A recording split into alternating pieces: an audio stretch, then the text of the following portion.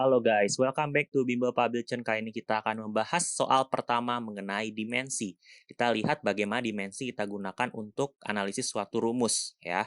Rumus perpindahan di suatu benda dituliskan sebagai X sama dengan C1T ditambah C2T kuadrat ditambah C3T pangkat 3. Pertanyaannya adalah tentukan dimensi dari C1, C2, dan C3 jika T menyatakan waktu. Ya, kita akan diminta mencari dimensi dari C1, C2, dan C3. Nah, kita akan lihat di sini. Kita tuliskan dulu rumusnya. Rumusnya kita punya X sama dengan C1T ditambah C2T kuadrat ditambah C3T pangkat 3.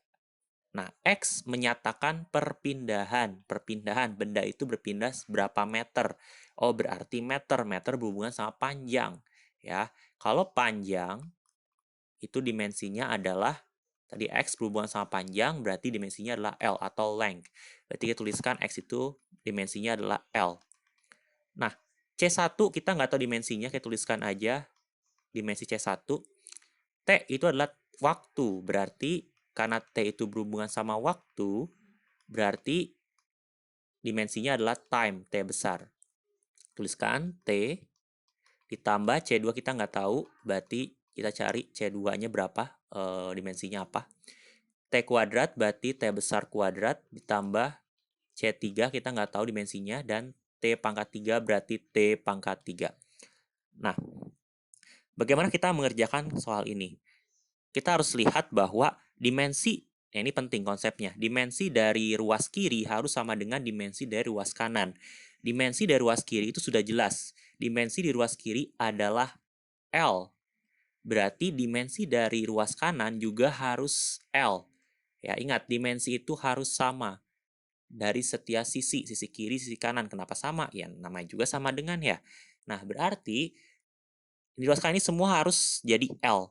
Nah, karena ada penjumlahan, ini penting. Karena ada penjumlahan, berarti untuk menghasilkan L, bagian ini itu harus L, bagian ini juga harus L, bagian ini juga harus L. Ya, karena untuk menghasilkan panjang harus dimensi dari panjang tambah panjang tambah panjang. Kayak misalnya 1 meter tambah 1 meter tambah 1 meter. Jadi 3 meter. Sama aja kalau dijumlahin jadi meter. Tapi kalau misalnya 1 kilogram tambah 1 meter tambah 1 meter, nggak akan jadi meter. Berarti untuk menghasilkan panjang, ini semua harus panjang dimensinya. Nah, berarti kita akan tulis yang pertama. Tuliskan yang pertama di sini. C1T itu harus panjang sama dengan L. Nah, berarti kita tahu bahwa C1 sama dengan L dibagi T. Ya, atau kita tuliskan dalam pangkat negatif jadi LT pangkat min 1. Ini adalah dimensi yang pertama. Nah, dimensi yang kedua, C2, tuliskan di sini. C2T kuadrat sama dengan L. Nah, berarti C2 sama dengan L dibagi T kuadrat atau pangkat negatifnya menjadi L T pangkat min 2. Nah, yang ketiga, kita punya